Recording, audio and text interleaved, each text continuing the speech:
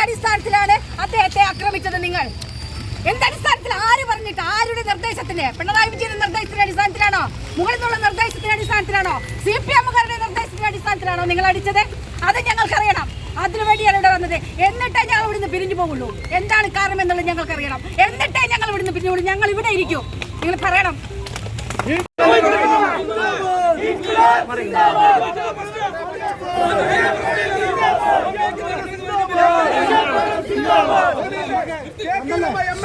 നേതൃത്വം കൊടുത്തുകൊണ്ടാണ് ഈ മാർച്ച് നടക്കുന്നത്.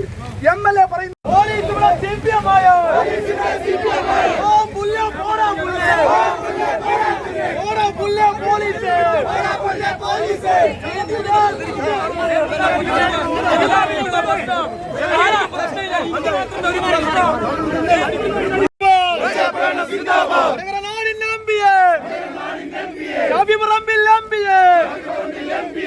തെരഞ്ഞൊരു തമ്മാടികളെ നിൽക്കും പോലീസ്, നിൽക്കും പോലീസ്. ഒന്നേന്ന് പറഞ്ഞേക്കാം, പോലീസ് ഇവിടെ പോലീസായോ? നിയമം ഞങ്ങൾ പാലിക്കും. പോലീസ് ഇവിടെ CPM ആയ.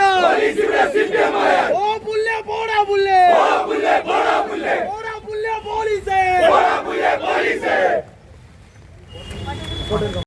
എന്തൊക്കെയാണോ തെറി, ആ തെറി മുഴുവൻ ഒരു MPയെ വിളിക്കുന്നത് കേരള സമൂഹം, പൊതുസമൂഹം എന്ന് കണ്ട് നമുക്കറിയാം. അതിനൊക്കെ തന്നെ ആ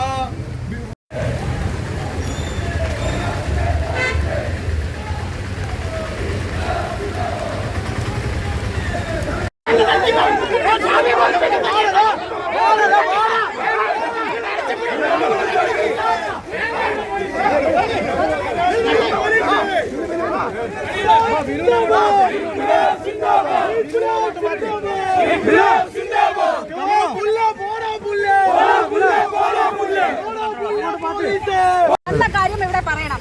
ഞങ്ങള് ഇന്ന് ഷാഫി പറമ്പിൽ MPയെ ഞങ്ങളുടെ പരിപാടി കഴിഞ്ഞു പോകുന്ന സമയത്ത് ഇവിടെ വെച്ച് DYFIക്കാർ തടഞ്ഞു.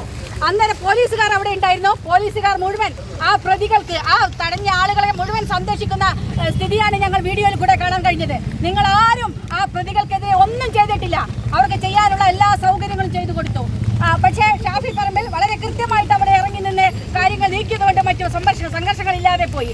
അതിനുശേഷം പ്രതിഷേധ പ്രകടനം നടക്കുന്ന സമയത്ത് ഒരു യൂത്ത് കോൺഗ്രസ് പ്രവർത്തകൻ ദുൽഫിക്കർ അലി, ജില്ലാ പഞ്ചായത്ത് മെമ്പർ, എന്തിനാണ് നിങ്ങൾ വണ്ടി തടഞ്ഞു നിർത്തി അദ്ദേഹത്തെ ആക്രമിക്കുന്ന സംഭവം ഉണ്ടായത്? അതിന് മറുപടി പറയുന്നത് പോലീസുകാരൻ. ഞങ്ങൾ ഇന്ന് ഈ പ്രകടനം ഇങ്ങോട്ട് നടത്തിയതിന്റെ പ്രധാന കാരണം അതാണ്.